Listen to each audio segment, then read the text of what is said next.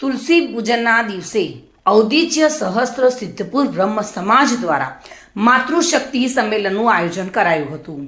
આ આયોજન ડીસા ખાતે હોટલ સ્પાર્કલિંગ ખાતે કરવામાં આવ્યું હતું અને જેમાં પાયલબેન જોશી, અંકિતાબેન જોશી અને નિર્મળાબેન જાની દ્વારા આ સમગ્ર કાર્યક્રમનું આયોજન કરાયું હતું.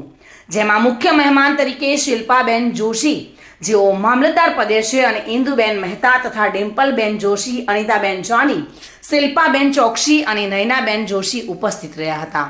આ કાર્યક્રમમાં 200થી પણ વધુ બહેનો ઉપસ્થિત રહી હતી અને સમાજમાં ચાલતા વિવિધ રિવાજો, સ્ત્રી સશક્તિકરણ, લવ જેહાદ વગેરે જેવા અનેક મુદ્દાઓ પર રજૂઆત કરી હતી.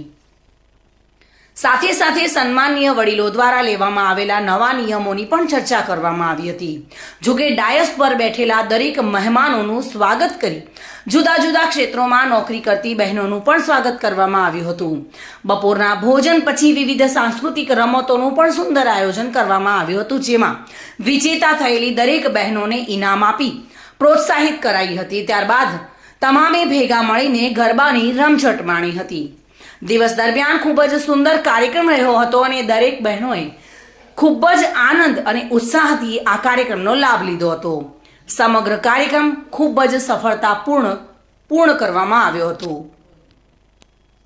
Bureau report, today Gujarati news.